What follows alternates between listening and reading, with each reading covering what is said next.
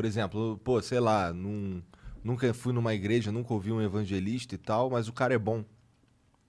Cara, vamos lá. O ser humano por si só, ele é mau. A gente precisa de Deus. A nossa natureza não é boa. O fundo não é. Porque até aquilo que a gente faz de bom, às vezes a gente faz com a intenção errada. Sabe? Então, por exemplo, tem uma parábola, que é a parábola do filho pródigo. Vocês já devem ter ouvido alguma vez na vida, né? É uma parábola bem, bem corriqueira do evangelho. Que fala do filho que foi embora. Pediu a herança do pai e foi embora. Na mesma parábola, fala do filho que ficou em casa. E o filho que ficou em casa obedecia o pai. Tem um livro do Tim Keller, que é o Deus Pródigo, que fala bem claro sobre o filho velho, o irmão mais velho que ficou em casa. E, cara, o que o filho mais velho fala pro pai? Ele diz, porque quando o filho mais novo volta, né? Ele pede a herança, pá. tem festa e tal. Ele diz, pai, eu nunca te desobedeci. Então, a princípio, ele é um cara extraordinário. Eu nunca te desobedeci. E tu nunca me desse nenhuma cabrita. O que ele tá dizendo? Eu pensava que por obedecer eu tinha direito de tomar as decisões por ti. É isso que ele tá querendo dizer. Entende? Então, o que obedece pelas razões erradas não muda nada. No sentido de que quando é só Deus que pode transformar de verdade a natureza do nosso coração. Entendeu? Então, o homem por si só, cara, a gente é mau. A história bíblica diz isso. A gente começa lá no princípio. O erro, entende? Então a gente precisa, cara, precisa do Senhor. E aí você também se responsabiliza muito mais. Por exemplo, eu vou falar pra vocês, eu tô aqui hoje, né? Tem gente orando por mim. Eu orei ontem, eu fui ter o meu momento com o Senhor, eu orei e falei, Senhor, me dá sabedoria do que eu vou falar. Guia o meu coração. Falei algumas coisas pro Senhor sobre isso, sobre esse nosso momento. Por quê? Porque o que eu faço aqui repercute ou de maneira positiva ou de maneira negativa. Por quê? Porque não é o Dave. A minha mensagem que eu carrego é muito mais importante do que eu. É muito superior a mim. Entende? Então, como eu carrego uma mensagem e eu sou conhecido pela mensagem que carrego, e não pelo nome ou pela imagem, mas pelo que eu carrego, eu tenho que ter muita responsabilidade por isso. Então, por isso que eu digo, o evangelho, cara, ele transforma de verdade quando você permite que ele entre também de verdade no teu coração. Tu conhece o Jordan Peterson? Jordan Peterson, já ouvi falar. Esse foi o cara que acho que teve meio que o trabalho que você representa pra muita galera. Foi o cara que me mostrou o caminho pra eu ter uma transformação ao ponto de eu acreditar em Deus. Porque a minha origem, meu background, minha mãe é espírita, né? Então eu ia no centro espírita quando era mais moleque, mas parei. E depois que eu parei, eu virei... Sabe aqueles ateus revoltados? Odeia o universo e a vida e acha que tudo é injusto e não sei o quê. E eu fiquei com essa mentalidade durante muito tempo. Por quê? O que desencadeou? Foi alguma coisa ruim que aconteceu? Olha, a minha infância não foi das melhores, assim, entendeu? Então, eu sempre tive muitas coisas que eu tive que lidar e eu achava a vida bem injusta. Em algum momento você culpou Deus por tudo ou quis que não existisse?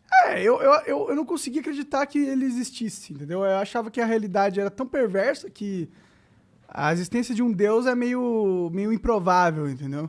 Só que, com o tempo, eu fui... Sei lá, eu saí daquela situação merda que eu tava e consegui respirar um pouco, mas mesmo assim eu não acreditava, entendeu? E aí, eu caí de novo. Fui pra uma situação merda de novo, entendeu? E aí foi nesse momento que eu tive um pouco dessa transformação. E eu atribuo essa transformação a eu ter conseguido sair dessa segunda vez desse buraco que eu tinha me metido, entendeu? E foi o Jordan Peterson que meio que me apresentou a lógica pelo qual eu acredito hoje em Deus. Porque pra mim era muito difícil acreditar em Deus. É aquela questão, você pode até sentir que ele existe, mas precisa na sua mente um caminho racional para você entender como que ele pode existir tanto sofrimento ao mesmo tempo. Como que você pode acreditar que existe um propósito e um bem maior quando você olha para uma terra cheia de gente perversa e de injustiças e maldades. É difícil acreditar, entendeu? A minha perspectiva de análise sobre isso é o contrário. Por haver tanta perversidade, é que existe necessidade de existência de um Deus. Para equilibrar, para mudar as coisas. A necessidade com certeza se prova aí. Mas aí, beleza, a necessidade. Mas a perversidade desse sistema, ele é justamente pela maldade do nosso coração sem o Senhor com a gente. Entendeu? Então, se você olha, por exemplo, todos os problemas que geram todas essas injustiças e calamidades no mundo, elas não foram geradas por Deus. Foram geradas por homens sem Deus. Entendeu? Então, é dessa perspectiva que eu analiso. E entendo a análise, porque se você não tem uma apresentação correta a Jesus, e você é apresentado primeiro a todo o caos, você não consegue voltar às vezes. Porque a minha mãe falava um monte de coisa, a religião falava um monte de coisa, mas aí eu via as próprias pessoas que falavam essas coisas boas sendo ruins. Cara, isso... Eu vou falar, mano. A maioria das pessoas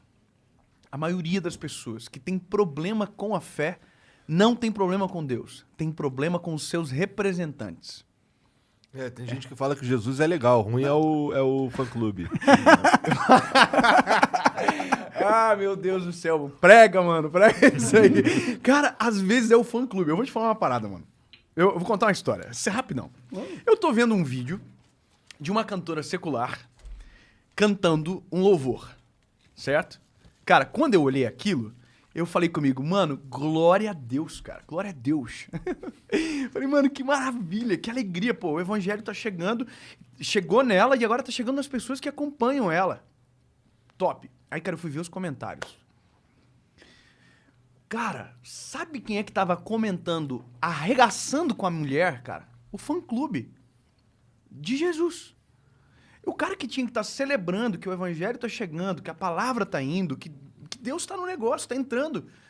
Tava falando, que absurdo, como é que pode? Tem que decidir, entendeu? Então as pessoas têm uma ideia que a pessoa precisa ser transformada para Jesus entrar na história. Não é assim. Jesus tem que entrar na história para que a pessoa seja transformada. Então o evangelho não é para os bons, o evangelho é para os maus. O cara que se sente bom, ele não se rende ao evangelho. Por isso que a primeira coisa para você se entregar a Jesus é você reconhecer que você é mau. Eu sou bom. Então você não precisa de Jesus, amigo. Tem uma passagem bíblica que chega um jovem rico e fala para Jesus, Jesus, o que eu posso fazer para herdar a vida eterna? Aí Jesus fala para ele, segue todos os meus mandamentos. E ele falou, não, isso eu faço desde quando era criança. Então o cara é perfeito. Aí Jesus disse para ele, então, basicamente, né, você é perfeito, cara. Então vende tudo e me segue. Aí a Bíblia diz que o jovem rico entristeceu e foi embora. Porque ele não estava disposto a vender tudo o que ele tinha, porque o coração dele está naquilo. Depois a Bíblia vai falar do rico, do camelo agulha, passar pelo fundo de uma agulha, papapá, aquela coisa toda.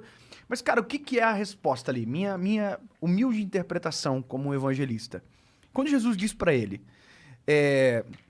Quando ele pergunta para Jesus, né? O que eu posso fazer para herdar a vida eterna? Que Jesus o responde, quer seguir todos os mandamentos, ele tinha que ter dito o seguinte, cara, Jesus, eu tô tentando desde quando era guri, mas é difícil, tem dia que eu não consigo.